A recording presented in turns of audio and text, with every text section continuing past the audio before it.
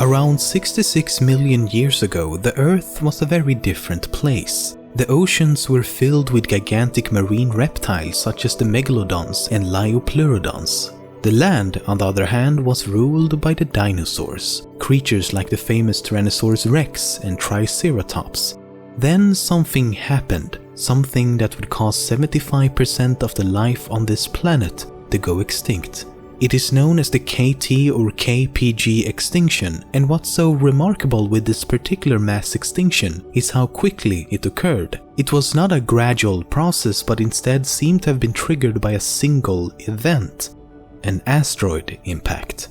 The asteroid created a crater over 180 kilometers wide and 20 kilometers deep, located here at the edge of the Gulf of Mexico. And while this asteroid meant the end for much of the life here on Earth, it could possibly have meant the beginning for new life elsewhere in the universe. Simulations of the impact shows that vast quantities of large chunks of Earth was launched into space at incredible speeds. Many of these pieces had the capacity to shelter tiny living organisms for millions of years in the cold darkness of space. Simulations also show that some of them had the potential to collide with other bodies like Mars and even as far out as the moon of Jupiter, Europa. So even though the chances of that actually happening is ridiculously small and just next to impossible, it's not truly impossible that space dinosaurs actually exist.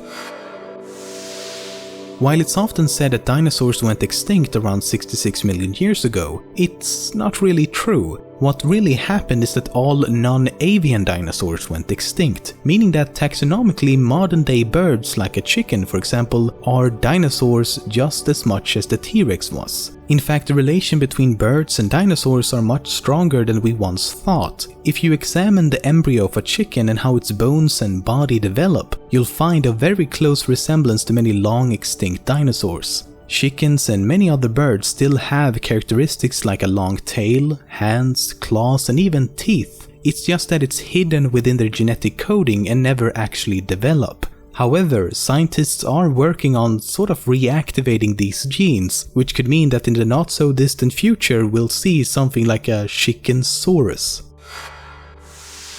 Many dinosaurs and bird fossils have been found in what's become known as the death pose. The pose consists of their neck being dramatically bent backwards, their tail extended and mouth wide open. Why and how this occurs has been the subject for debate for many decades now. For the longest time, experts believed that the animals simply could bend this way in real life. But that seems unlikely, and it's more reasonably caused by something after death. The most likely theory is that the ligaments in their bodies shrink once they start to decompose, and thus the death pose is formed. The group of dinosaurs known as Titanosaurs were, as the name implies, some of the largest dinosaurs we've ever discovered. In fact, they are probably the largest terrestrial animals to have ever existed on Earth. Quite literally titans. Some of the largest in this group doesn't even have official names yet and could grow to become 40 meters long and 20 meters tall. Their necks being so elongated that if they held it up too high for too long, they could pass out as their hearts struggled to pump blood all the way up to their brain. The most astounding fact is that they could have weighed anywhere from 70 to 100 tons. That's roughly 15 of the heaviest elephants you can find squeezed into one single beast of an animal. Micropachycephalosaurus is the longest generic name for any dinosaur so far. It means small thick-headed lizard, and the fact that it has the longest name is a bit ironic given that it's one of the smallest and shortest dinosaurs found at only 1 meter long. Giant herbivorous dinosaurs known as sauropods would roam the earth during the Mesozoic era and spend their entire life eating plants and various kinds of foliage. Their bodies were so ginormous that they didn't even have time to orally process their food like we humans do. Instead, their head and jaws functioned as simple harvesting tools to get plants into their bodies as quickly as possible. The stomach then took on the responsibility for processing and digesting these whole pieces of food. But doing it this way created a lot of methane, or in other words, dinosaur farts. Sauropods alone, not including any other dinosaurs, are estimated to have released around 520 million tons of methane into the atmosphere every year. That's almost as much gas that we humans are able to naturally and artificially produce today, all from just one single group of reptilian rectums. Dinosaurs essentially terraformed a planet with their ass.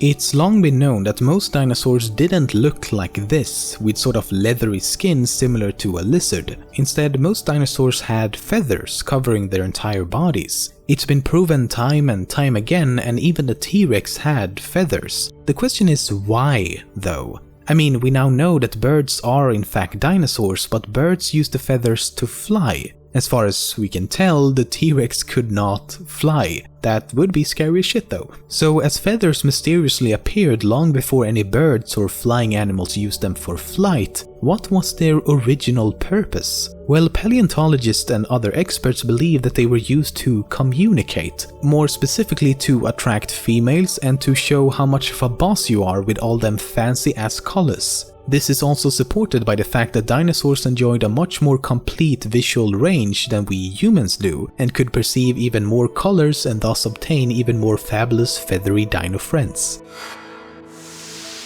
The Stegosaurus is known for its weird-looking plates on its back, and experts agree, it is weird as we can't seem to figure out what purpose they served. One fascinating theory is that the Stegosaurus could control its body temperature by regulating blood flow through them. The idea is that if it was really hot or cold outside, blood would start gushing in and out of the plates to keep an even temperature. It's called thermoregulation, and we humans do this as well, but instead of plates on our back, we, for example, sweat. Plates would be pretty cool though. Quetzalcoatlus. Okay, only the 38th time I'm trying to pronounce that name. Seriously, who uses a Q and a Z in the same fucking word? I'm looking at you, Quartz. Quetzalcoatlus was a flying reptile that existed during the Cretaceous period of the Mesozoic era. It is the, without question, largest flying animal to have ever lived. They had a wingspan of up to 12 meters and weighed between 200 and 250 kilos. It would be like seeing a lightweight, living, breathing fighter jet flying around. Throughout this episode, you might have noticed me using the word reptiles and dinosaurs in different situations. The reason is that while animals like these and these are often referred to as dinosaurs, they are technically not. The definition of what is and isn't a dinosaur is a bit complicated and usually involves various anatomical differences. What you need to know is that around 252 million years ago there was an extinction event called the Great Dying. This event killed almost everything. It is the most severe of all the major mass extinctions, killing up to 96% of all species on the planet. This event marked the beginning of the Mesozoic era. It would last until the next extinction event that occurred around 66 million years ago when an asteroid wiped out the dinosaurs. This marked the end of the Mesozoic era. Almost every egg-laying, land-dwelling, reptilian creature that existed during this period is a dinosaur with a few exceptions. This means that sea creatures and flying animals from the Mesozoic era are not dinosaurs but instead regarded as marine and flying reptiles. However, what they all have in common is that they are all descendants of archosaurs.